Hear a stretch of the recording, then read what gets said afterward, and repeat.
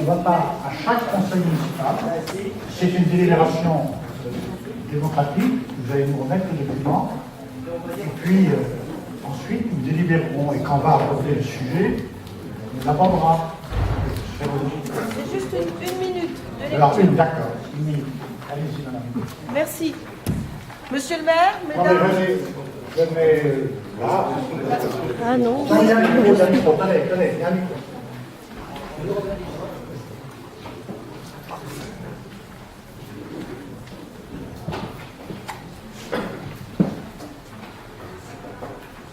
Allez-y. Monsieur le maire, mesdames et messieurs les conseillers municipaux, notre but n'est pas de vous empêcher de travailler ce soir, bien au contraire. C'est une chance que nous sommes venus vous apporter. Une chance portée par 4300 voix qui ont choisi de la faire résonner avec nous.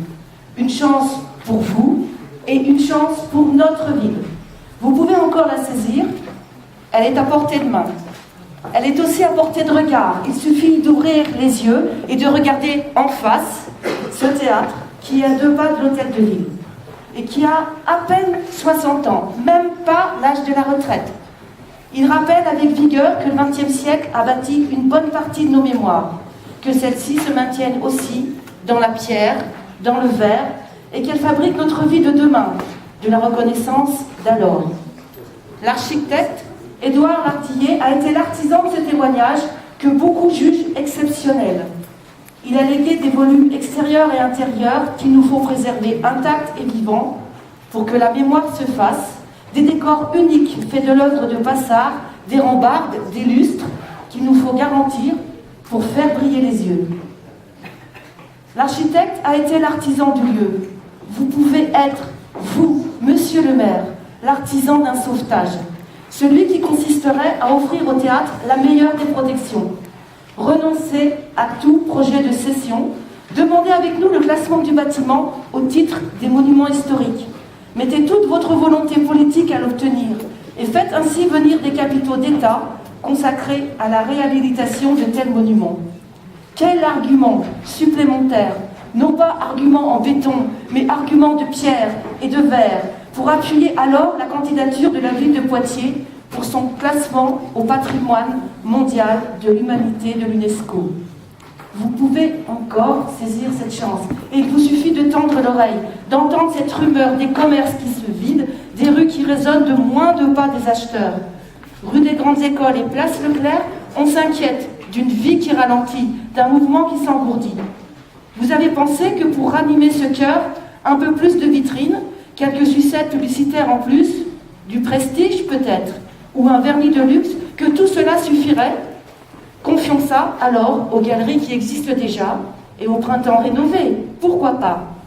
Mais si vous étiez celui qui faisait le pari de penser autrement, de vous rappeler que le rideau baissé, le chaland est chez lui, et que la vie, c'est aussi en dehors des heures d'ouverture du magasin du coin, et que bien des appétits échappent à l'estomac et aux soins du corps.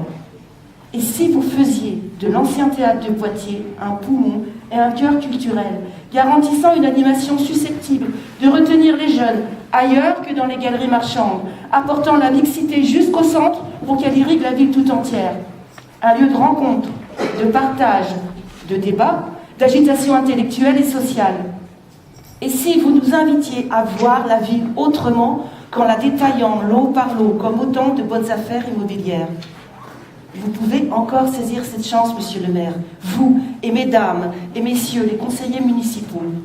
Renoncez à céder ce qui est une richesse patrimoniale et qui peut devenir aussi une richesse pour demain. Soyez ambitieux, comme vous l'êtes quand vous décidez un budget important pour la culture. Il ne s'agit pas de grossir l'enveloppe, ce n'est pas ce qu'on vous demande. Il s'agit de se demander, simplement, tout simplement, pourquoi il est aussi urgent de se débarrasser de ce trésor quand on pourrait lui donner, en gardant une maîtrise totale, un destin à la hauteur de ses promesses. Monsieur le maire, rien n'est mieux garanti qu'un service public dont on garde la maîtrise publique. Ne vendez pas un élément irremplaçable de l'animation culturelle du Poitiers de demain. Saisissez cette chance que nous sommes venus vous apporter ce soir. Merci de votre écoute. Merci, madame.